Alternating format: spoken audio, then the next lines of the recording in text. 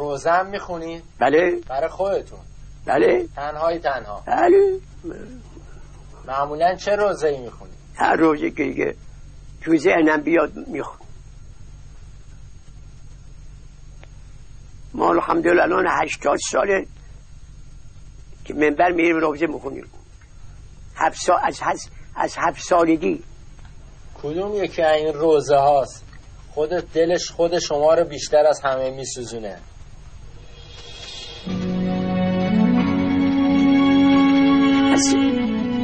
اسیری بیبی.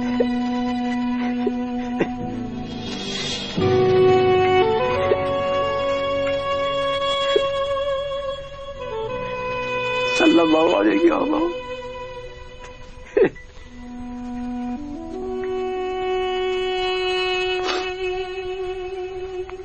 از مرحوم عاشق جعفر شوشتری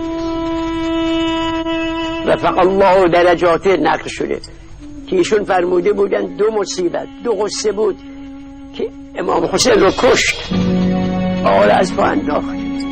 یکی غصه تشنگی بچه ها، یکی غصه اسیری عیال بود. این 2 مصیبت. و این که آقا امام زمان ما ارواحنا فدا خون گریه میکنه مال همین اسیری عمشون حضرت زینبه.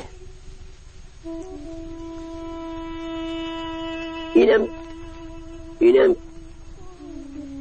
بعضی ها میگن که عرض میکنه یا جدو اگر اشک چشمم تمام بشوه خون گریه.